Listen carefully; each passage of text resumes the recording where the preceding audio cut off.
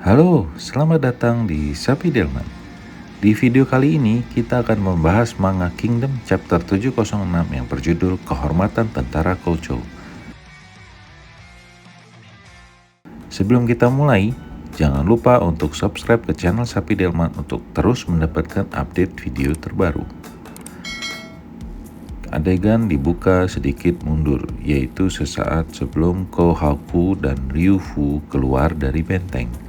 Mereka masing-masing memimpin 300 kavaleri.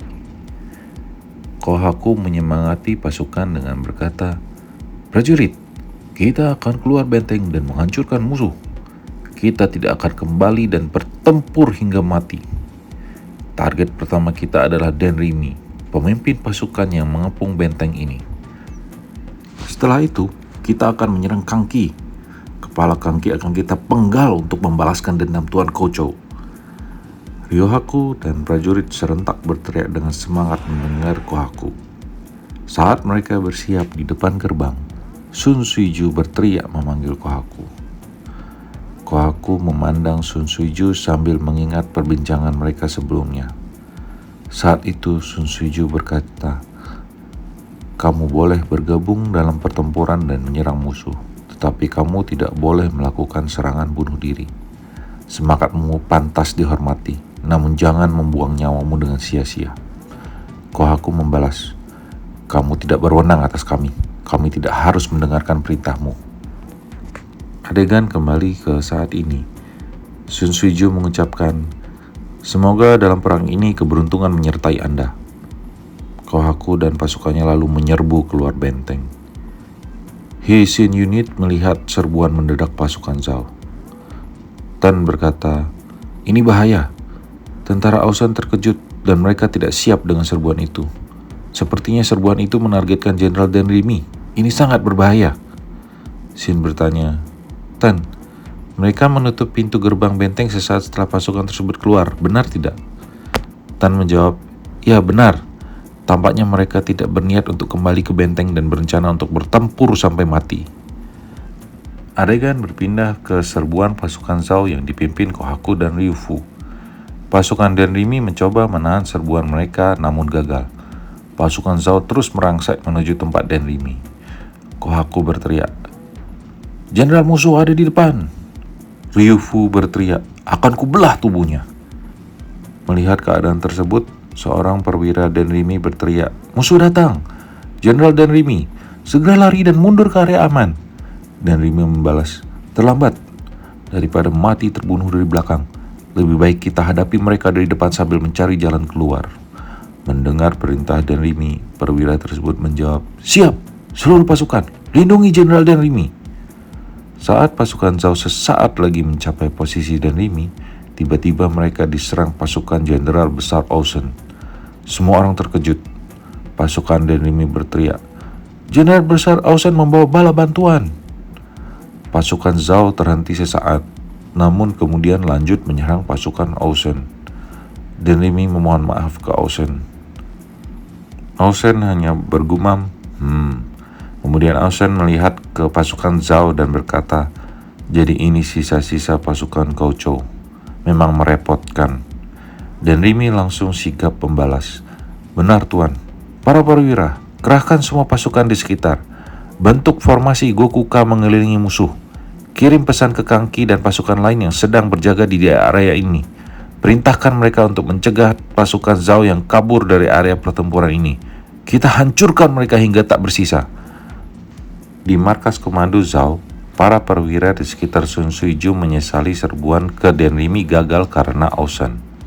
Sun Suiju melihat Kohaku dan mengingat kembali perbincangan mereka sebelumnya dengan lebih detail.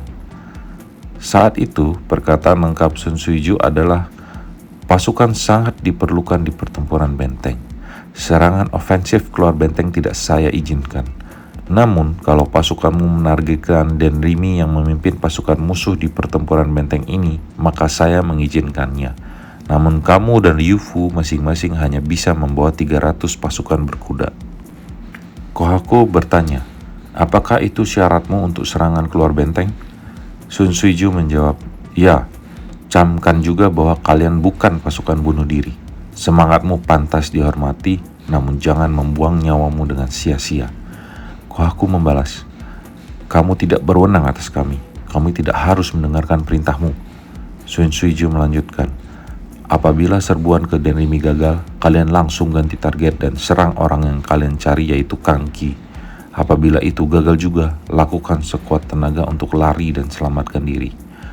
Kohaku terlihat tidak senang dan berkata, apakah kamu ingin kami hidup menanggung rasa malu? Sun Suiju membalas, apa yang memalukan tentang tetap hidup? Atau balas dendammu ini memang tidak ada artinya? Kematian yang sia-sia adalah bentuk pelarian diri. Bila ingin membalaskan dendam Kouchou, maka Anda harus tetap hidup walau tersiksa hingga Anda menyaksikan langsung kepala Kang Qi dipenggal. Kohaku menggertakkan giginya dan berkata, omong kosong, orang seperti kamu tahu apa? Orang luar dengan darah non-pribumi tidak punya hak untuk menghina kehormatan tentara Kouchou. Sun Suiju menjawab, oke, tapi ketahuilah kalau kau bukan prajurit biasa. Dan jika serbuanmu ke Kang Qi gagal dan kalian semua mati, maka kematianmu akan sia-sia. Mengingat perbincangan dengan Sun Suiju itu, Kohaku langsung memberikan perintah. Cukup, kita akan tembus blokade ini. Biarkan satuan Liu Fu menembus musuh. Satuan Kohaku akan melindungi satuan Liu Fu hingga keluar blokade. Liu Fu langsung berteriak, serahkan ke kami. Pasukan Liu Fu, ikuti saya. Fokuskan serangan ke satu titik. Teriakan tersebut disambut oleh anak buah Liu Fu. Huha! Para perwira pasukan Ocean berteriak, tidak ada seorang pun yang akan keluar hidup-hidup. Sun Suiju dan para perwira melihat perjuangan Kohaku dan Liu Fu. Para perwira berkata, percuma, blokadenya terlalu ketat. Sun Suiju tiba-tiba berkata, perintahkan seluruh pemanah terdekat untuk memanah pasukan Qin di sekitar Kohaku. Seorang perwira membalas, tetapi lokasinya terlalu jauh. Sun Suiju berkata, walaupun tidak sampai, setidaknya panah tersebut menimbulkan kebingungan di pasukan Qin. Beberapa saat kemudian, para pemanah Zhao di benteng terlihat menembakkan panah. Kohaku berkata dalam hati, Sun Suiju, kau meremehkan kami. Pengepungan seperti ini tidak ada apa-apanya bagi kami. Terlihat adegan satuan Liu Fu menembus pengepungan Qin dan satuan Kohaku yang melindungi mereka. Liu Fu berteriak, maju! Kita pergi menuju target sebenarnya. Para pasukan Kohaku berteriak, satuan Liu Fu, maju! Para pasukan Liu Fu membalas, siap! Kita tunggu kalian di depan. Melalui perjuangan berat, akhirnya pasukan Liu Fu dan Kohaku dapat menembus blokade pasukan Ocean. Mereka langsung bermanuver menghindari pasukan Qin lainnya dan langsung menuju ke tempat Kang Qi berada. Para perwira di sekitar Sun Suiju dengan semangat berkata, mereka tak terhalang menuju Kang Qi. Lihat, tidak ada pergerakan di markas Kang Qi. Mereka lengah. Terlihat Liu Fu memimpin di depan sambil berteriak, markas Kang Qi terlihat. Serbu, kita akan membalaskan dendam Tuan Kouchou dan para tahanan yang dibunuh. Pasukan di belakang Liu Fu berteriak dengan semangat. Kohaku dan perwiranya yang menyusul di belakang pasukan Liu Fu juga bersemangat. Seorang perwira Kohaku berteriak, kita akan berhasil Tuan Kohaku. Kang Qi belum mengerahkan pasukan untuk bertahan. Pasukan Liu Fu semakin dekat. Kohaku berkata dalam hati, Kang Qi akan mati di sini. Saya akan pastikan. Lihat saja nanti Sun Suiju. Tiba-tiba di depan Liu Fu terlihat pasukan muncul menghadang mereka. Ternyata Xin dan pasukan He Xin. Kubu Zhao hanya bisa terkejut. Xin berkata, sorry, tapi saya tidak bisa membiarkan Anda pergi lebih jauh lagi. Demikianlah chapter ini berakhir. Wah, tampaknya akan terjadi pertempuran seru antara pasukan He Xin dan sisa-sisa pasukan Kouchou di chapter berikutnya. Apakah Denrimi berhasil merebut benteng Atsuyu dari Sun Suiju? Sekian dulu video kali ini. Jangan lupa untuk klik like dan subscribe supaya kamu bisa mendapatkan update video mengenai Manga Kingdom selanjutnya. Terima kasih dan sampai bertemu di video selanjutnya.